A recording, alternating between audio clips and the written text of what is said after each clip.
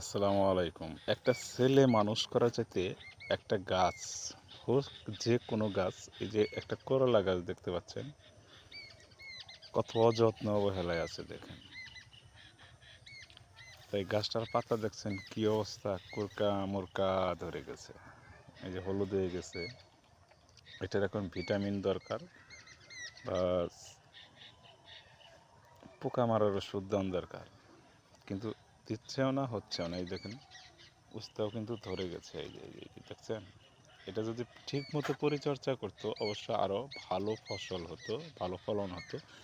দেখা যাইত যে একটা গাছের থেকে খাওয়ার জন্য দিয়েছে, এই অবস্থায় খায় শেষ করা হইতো না।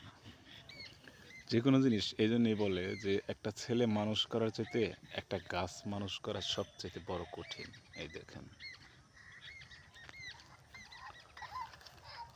আমার ভাই না স্কুল তো নিয়ে আসলো, এই মোবাইল নিয়ে তুই স্কুলে গেছিলি? হ্যাঁ, স্যারে ধরে মারা নাই? কিছু কেন বেগের পিছিয়ে নিয়ে গেছিলাম। স্যারে যদি দেখলো নি কি করতো? ধরে যদি মোবাইল মার আইগা দিত। দিত, আর কিছু করতো না। আমার ভাই না কিন্তু টিকটক বানায়। হ্যাঁ, এই দেখুন কত সুন্দর একটি টাঙ্গা হয়েছে ঘাসের মধ্যে। ওয়াও! আরেকটা জিনিস আপনাদেরকে দেখাই, দেখেন এই যে আরেকটা করলা গাছ, দেখেন এই গাছটা কিন্তু কত সুন্দর। এই গাছটার ভিতরে দেখেন ওই যে গোড়ায় আপনার আগাছা কম, সেই জন্য গাছটা ভালো হয়েছে। এই দেখেন আরেকটা জিনিস দেখাই আপনাদের, কুমড় গাছ দেখেন, ছোট্ট একটা কুমড় গাছ, এই যে এখনই কুমড় ধরছে, এই যে দেখতেই পাচ্ছেন।